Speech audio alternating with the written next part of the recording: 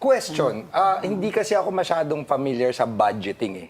At alam ko talagang pinag-uusapan yung budget, di ba? Yes. Kung ito ba galing sa bulsa niya o galing sa pondo ng bayan? Yes, So ang issue is, ginagastos ba niya yung pera niya o ginagastos ba yung pera ng bayan sa mga trips na to, whether official o tama ba? Yan yung issue? Well, hindi kasi naging maliwanag eh.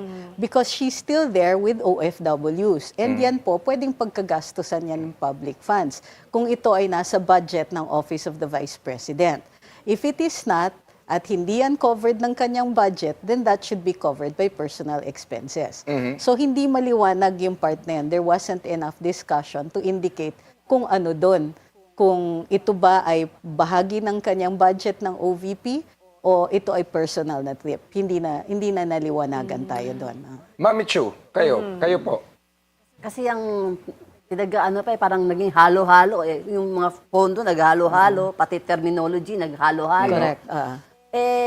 Official o personal yan, pareho ding pondo rin ng taxpayers yan. Dahil yung time na spent abroad, you are paid as a public official and you go to elsewhere than pero sabi nga ni attorney kanina, she's doing her job as vice president. So, official, cum personal yon. Dapat kasi ang nagiging argumento dito, splitting hairs, di ba? You can naman do both things at the same time, di ba? Efficiency. Pwede actually.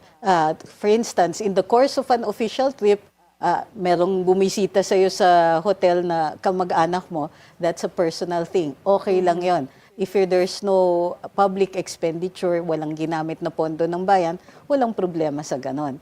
So, marami sa atin, even the highest officials, when they're somewhere else, at the end of the working day, minsan they'll meet up with personal friends, okay rin lang yon. That isn't something that becomes an issue for us, especially if it's after working hours. Etong mga word war na nangyayari, iba bakit yan. ganito ang level of discussion natin? Mami Chu, ikaw? Kanina, nanonood ako physically na medyo naasiwa ako. Pareho silang nakapilipinya na terno. Tapos nagbabangayan ng mga small matters. Parang trivial na yung pagtatalunan nila.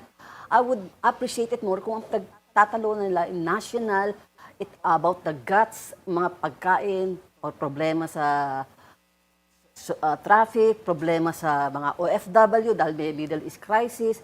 Ang pinagtatalunan ng mga personal and official, alam na ito ni Trixie. Yung pwede, talaga maghahalo-halo yan kasi mag-present ka lang official receipt, pwede nang i-claim yun i-reimburse mo. So, ano pinagtatalunan doon? Attorney. Well, ako, sorry, I agree.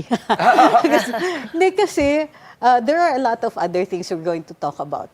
Mayroon tension sa Middle East. Posibleng naka-hold back tayo, hindi pa yata magigyera, pero yung mga concerns natin, dapat umiikot dun sa are we prepared for anything like that to happen again? Hindi yan pinag-uusapan.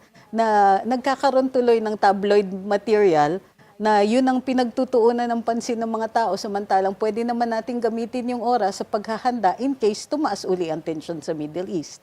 Sayang, di ba? Sayang oras. Okay, mayroong provision sa Revised Penal Code na pinaparusahan ang mga nag-o-offer ng testimonya kung alam ninyo na hindi totoo to. Perjury, in short. Oo. Hindi, iba yung Iba pa perjury. yun? Perjury, yung tao na nagtestigo. Yung tao na nag-offer, mayroon din. Parang bribe and the bribe taker and bribe giver. Parang ganon. So, kunwari, ginamit yung testimony niya ng isang senador para i-offer sa publiko, i-offer sa Office of the Ombudsman or whatever. Alam nila na hindi totoo, then may parusa yun. Isa yun. Isa yan. Tapos, of course, perjury naman on the part of the witness. So, kasi dalawa na yung statement niya. Yung original, yung second. Hindi sila magkatugma. So, one of them is a lie. So, kahit paano, pero yung second statement, hindi pa siya under oath. Yung first statement, under oath siya. So, right now, wala pang crime. Okay.